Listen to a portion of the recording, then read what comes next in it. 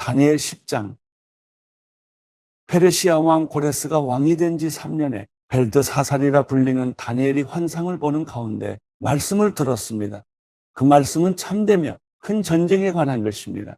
다니엘은 이 말씀을 분명히 알았고 그 환상을 깨달았습니다. 그때 나 다니엘은 3주 내내 슬퍼했습니다. 나는 3주가 다 지날 때까지 좋은 음식을 먹지 않았고 고기나 포도주를 입에 대지 않았으며 몸에 기름을 바르지 않았습니다. 첫째 달 24일에 내가 큰 강 티그리스 강가에 서 있었습니다. 그곳에서 눈을 들어 바라보니 어떤 사람이 고운 베옷을 입고 허리에 우바스의 금으로 만든 순금 띠를 띠고 있었습니다. 그의 몸은 황옥 같고 얼굴은 번개처럼 환하고 눈은 횃불같이 불타고 팔과 발은 빛이 나는 청동같이 번쩍이고 목소리는 큰 무리가 외치는 소리 같았습니다. 그 환상을 본 사람은 나 다니엘 한 사람뿐입니다. 나와 함께 있던 사람들은 그것을 보지 못했지만 큰 두려움에 사로잡혀 도망쳐 숨었습니다. 그래서 나는 혼자 남아 이 놀라운 환상을 보게 됐습니다. 그런데 나는 온몸에 힘이 빠지고 죽은 사람처럼 몸의 색깔이 변하고 도무지 힘을 쓸 수 없었습니다. 그때 나는 말소리를 들었는데 듣고 있는 동안 나는 땅바닥에 얼굴을 대고 엎드린 채 깊이 잠들었습니다. 내가 떨고 있는데 어떤 손이 나를 어루만졌습니다. 그리고 나를 일으켜서 무릎과 손바닥으로 땅을 짚게 했습니다. 그가 말씀하셨습니다. 하나님의 큰 사랑을 받은 사람 다니엘아, 내가 하는 말을 잘 들어라. 나는 내게 가라고 보냄받았으니 일어서거라. 내가 이 말을 듣고 일어섰으나 여전히 떨고 있었습니다. 그러자 그가 말씀하셨습니다. 다니엘아, 두려워하지 마라. 내가 깨달음을 얻으려고 내 하나님 앞에 낮아지고 겸손해지기로 결심한 그날부터 하나님께서 내 말을 들으셨다. 내 기도 때문에 내가 왔다. 그러나 페르시아 왕이 21일 동안 나를 막았다. 나는 홀로 페르시아 왕들과 함께 거기 남아 있었는데 하늘 군대의 우두머리 가운데 하나인 미가엘이 와서 나를 도왔다. 이제 내가 마지막 날에 내 백성들에게 무슨 일이 일어날지 알려주려고 왔다. 이 환상은 오랜 후에 일어날 것이다. 그가 내게 이렇게 말하는 동안 나는 얼굴을 땅에 댄 채 한마디 말도 하지 못했습니다. 그런데 사람같이 생긴 분이 내 입술을 만졌습니다. 그러자 내가 입을 열어 내 앞에 서 있는 분에게 말씀드렸습니다. 내 주여, 이 환상 때문에 두렵고 걱정돼 내가 힘을 잃었습니다. 내 주여, 내가 힘이 다 빠져 숨쉬기조차 어려우니 내 주의 종이 어떻게 주와 함께 말할 수 있겠습니까? 그러자 사람같이 생긴 분이 다시 나를 만지며 내게 힘을 주었습니다. 그가 말씀하셨습니다. 큰 사랑을 받는 사람아, 두려워하지 마라. 평안하여라. 강하고 강하여라. 그가 이렇게 말하니 나는 힘이 생겨서 말할 수 있었습니다. 내 주여, 주께서 제게 힘을 주셨으니 말씀하십시오. 그가 말씀하셨습니다. 왜 내가 내게 왔는지 아느냐?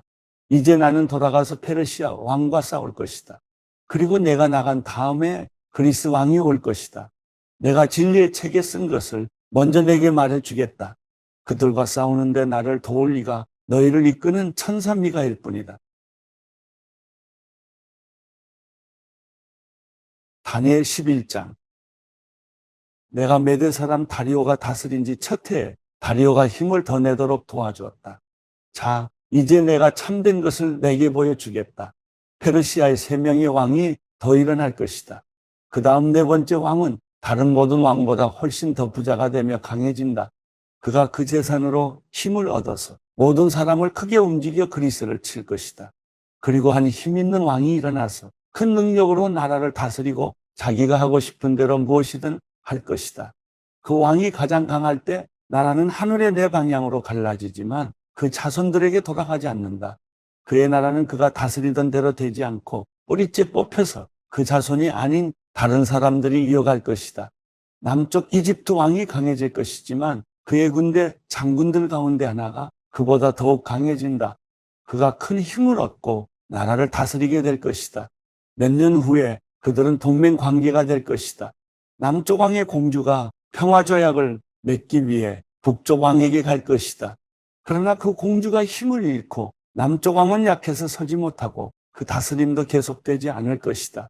공주와 가족들과 공주를 데리고 온 사람들과 공주를 지지하던 사람들이 함께 버림받을 것이다. 그러나 그 공주의 집안에서 한 사람이 일어나 왕의 자리를 잃을 것이다. 그는 군대를 이끌고 북쪽 왕의 군대를 치고 그의 성에 들어가 그들과 싸워 이길 것이다.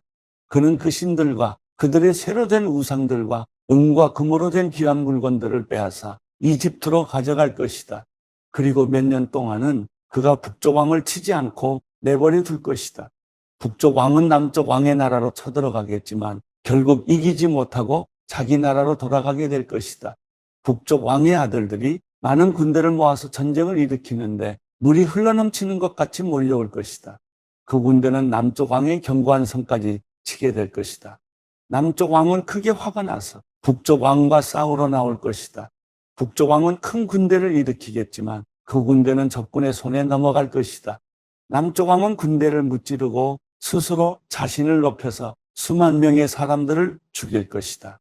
그러나 계속 이기지는 못한다.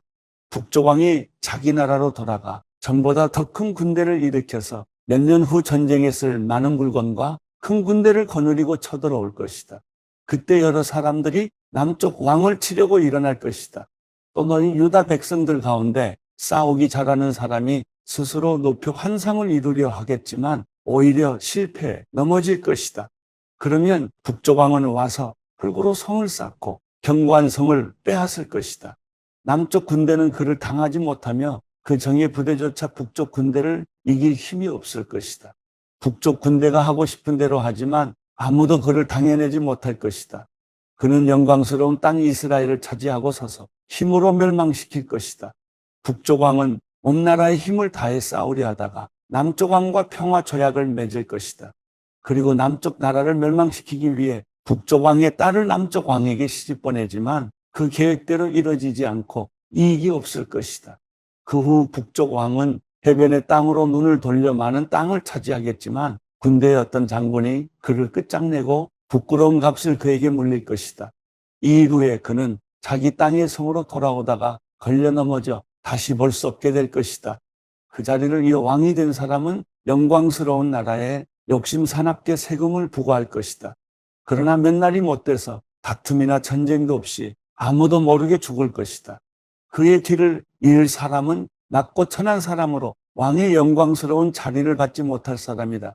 그러나 그는 평화로울 때 와서 음흉한 꾀를 써서 그 나라를 차지할 것이다. 엄청난 군대가 넘치는 물같이 휩쓸고 가면 그 군대와 동맹한 왕도 모두 그에게 깨질 것이다. 조약을 맺은 후에 그는 속임수를 쓰며 적은 수의 백성을 거느리고 치고 올라와 점점 강해질 것이다. 그는 평화로울 때 가장 부유한 지방으로 쳐들어가 자기 조상이나 조상의 조상들조차 차마 하지 못했던 짓을 할 것이다. 그는 힘으로 빼앗은 물건들과 재산을 사람들에게 나누어 줄 것이다. 음흉한 꾀를 내서 산성을 치지만 그가 다스리는 기간은 오래되지 않을 것이다. 그는 힘을 떨치고 용감한 큰 군대를 거느리고 남쪽 왕을 칠 것이다. 남쪽 왕도 크고 힘센 군대로 맞서 싸울 것이지만 그를 당해내지 못할 것이다. 북쪽 왕이 속임수를 써서 그를 치기 때문이다. 남쪽 왕과 가까운 사이로 귀한 음식을 같이 먹던 자들이 남쪽 왕을 죽임으로 그의 군대는 흩어지고 많은 사람들이 쓰러져 죽을 것이다.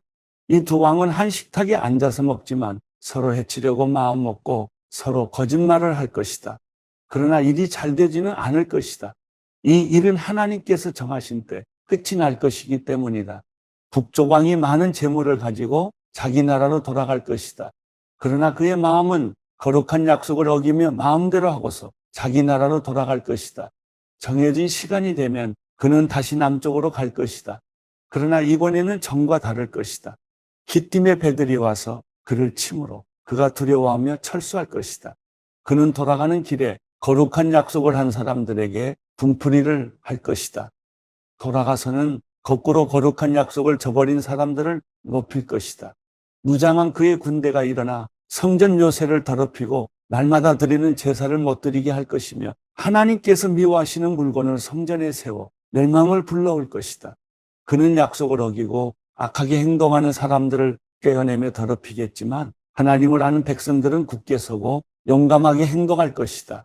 백성들 가운데 지혜로운 사람들은 많은 사람을 가르칠 것이지만 그들은 오랫동안 칼과 불길에 사로잡히고 물건을 빼앗기며 힘이 빠지고 약해질 것이다. 그들이 약해 쓰러질 때쯤 조금 도움을 받을 것이다. 그러나 많은 사람이 속임수로 그들 편에 설 것이다. 그 몇몇 지혜로운 사람들은 죽임을 당할 것이다. 백성들은 단련되고 깨끗해지고 하얗게 돼 마지막 날까지 이르게 될 것이다. 이런 일이 하나님께서 정하신 때까지 있을 것이다. 이 왕은 자기 뜻대로 할 것이다. 그는 스스로 높이고 모든 신보다 자기가 크다고 하며 신들의 신에 맞서며 말할 수 없는 말을 할 것이다. 하나님께서 노하시고 노가 그칠 때까지 그는 잘 될 것이다. 하나님께서 이런 일이 일어나도록 정하셨으므로 반드시 그렇게 될 것이다. 그는 스스로 자기를 모든 것보다 크게 높일 것이다.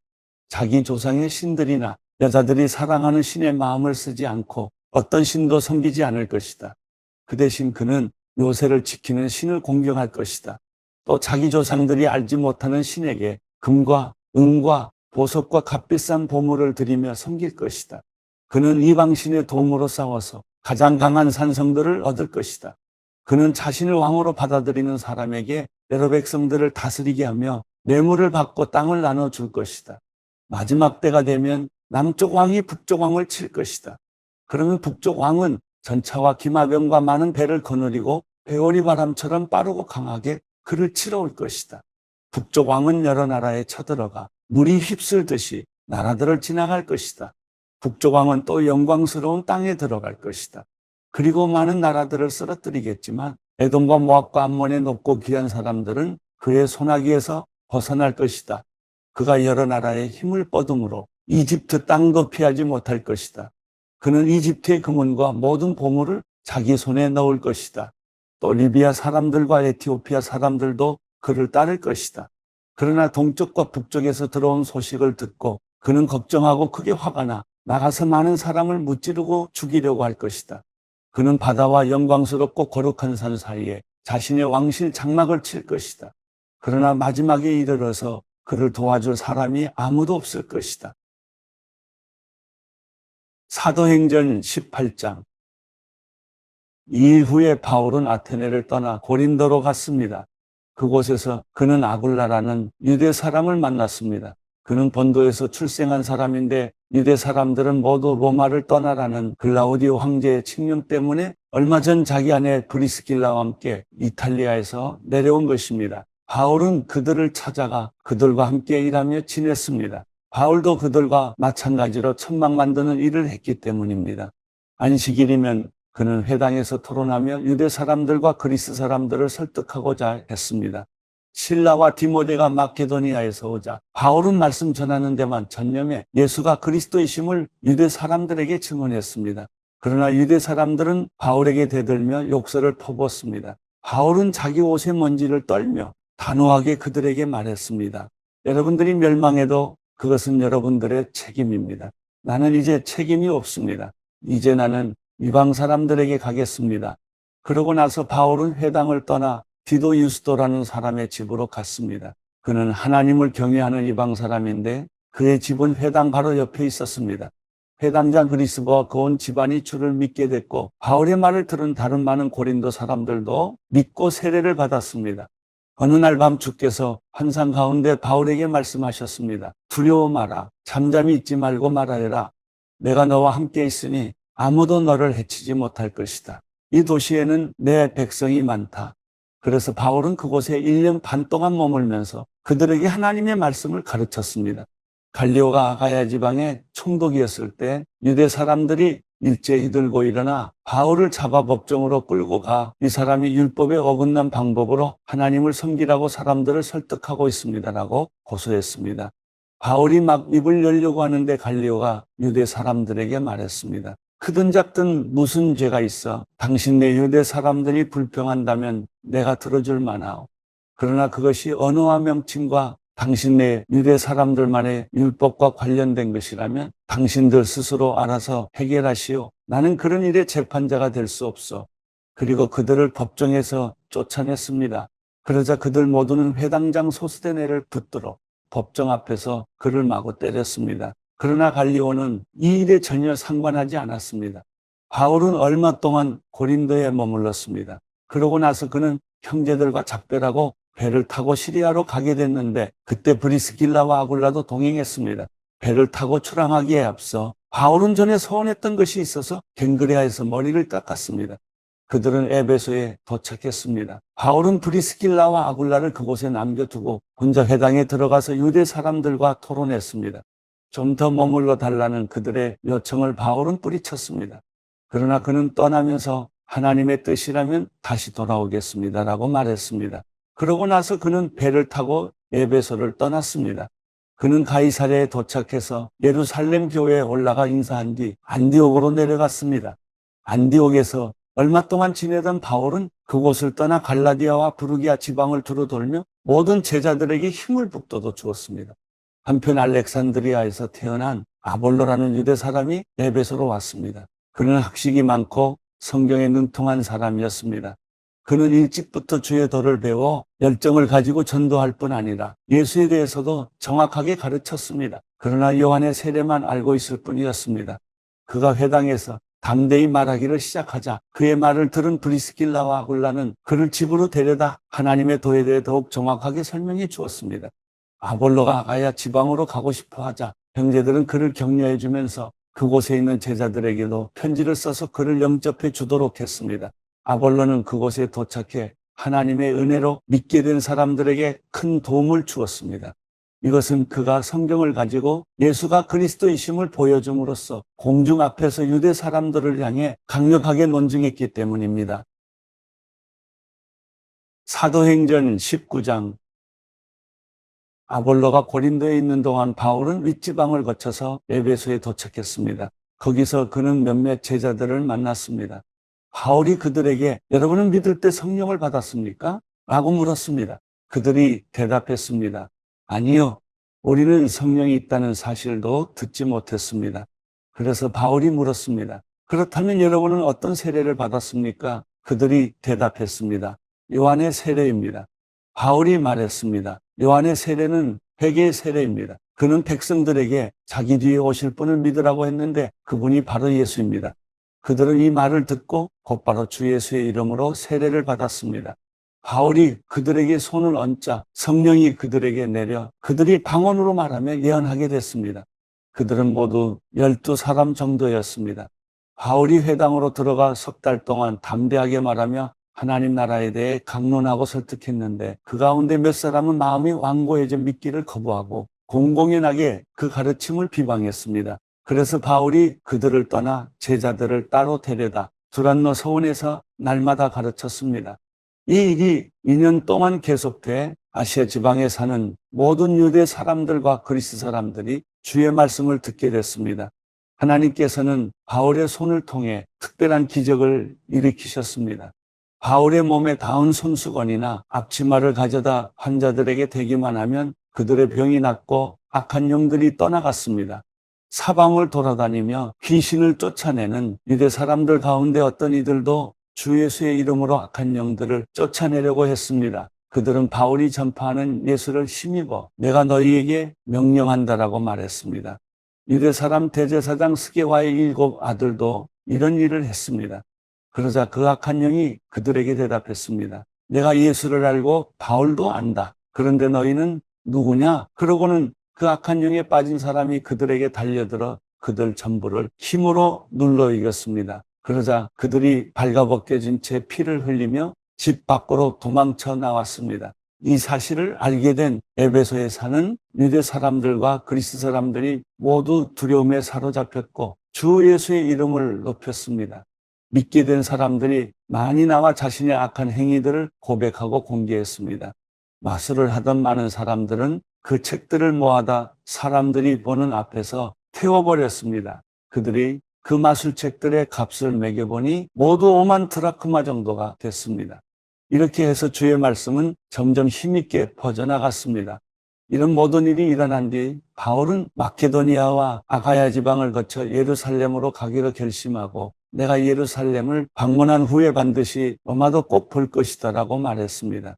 그는 자신을 돕는 사람 가운데 디모데와 에라스도 2사람을 마케도니아로 보내고 자신은 아시아 지방에 잠시 더 머물렀습니다. 그 무렵 에베소에서는 복음의 말씀 때문에 큰 소동이 일어났습니다.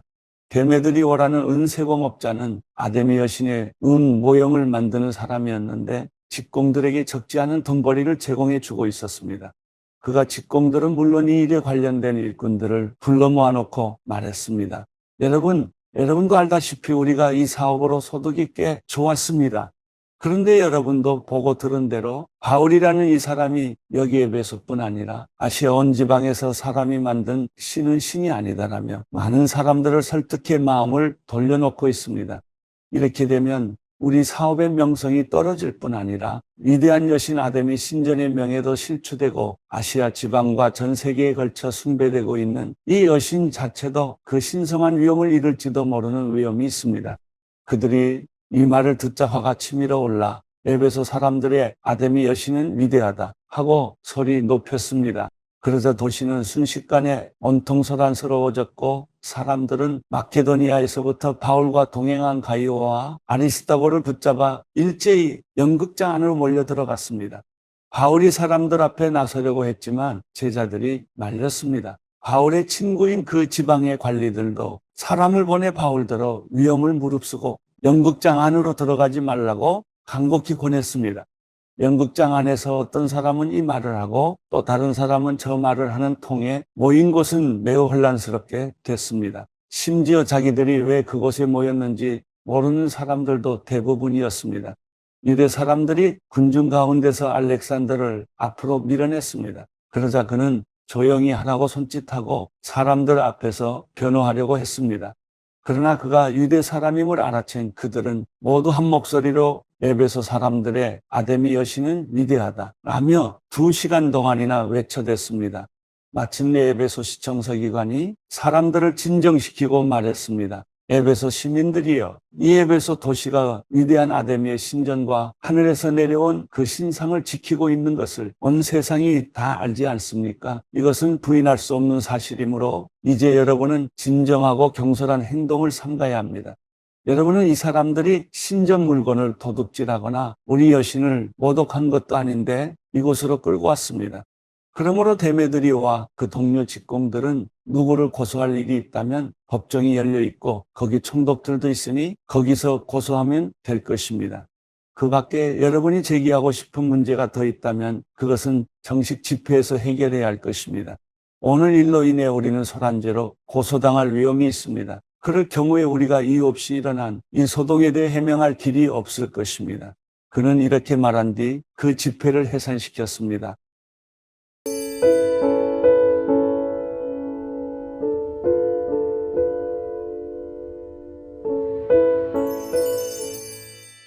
시편 52편. 너 힘센 사람아, 왜 내가 저지른 못된 짓을 자랑하느냐? 하나님의 선하심은 항상 있도다. 내 혀가 못된 짓을 꾸미고 있구나. 마치 날카로운 면도날처럼 속임수를 쓰고 있구나. 너는 선한 것보다 악한 것을 좋아하고 의로운 말보다 거짓말을 더 잘하는구나. 셀라, 이 간사한 혀야, 너는 집어삼키는 말들이라면 뭐든지 좋아하는구나. 하나님께서 너를 영원히 멸망시키시리라. 그분이 너를 끌어내어 내 장막에서 뽑아내시고 산 사람들의 땅에서 너를 뿌리째 뽑으시리라. 셀라, 의인들이 보고 두려워하며 그를 비웃을 것이다. 하나님을 자기의 힘으로 삼지 않고 자기 많은 재물만 믿고 사악함으로 힘을 키운 사람은 저렇게 되기 마련이다. 그러나 나는 하나님의 집에 있는 푸른 올리브 나무같이 하나님의 신실하신 사랑을 영원토록 의지합니다. 내가 주께서 하신 일에 대해 영원히 찬양하겠고 성도들 앞에서 선하신 주의 이름을 받들겠습니다.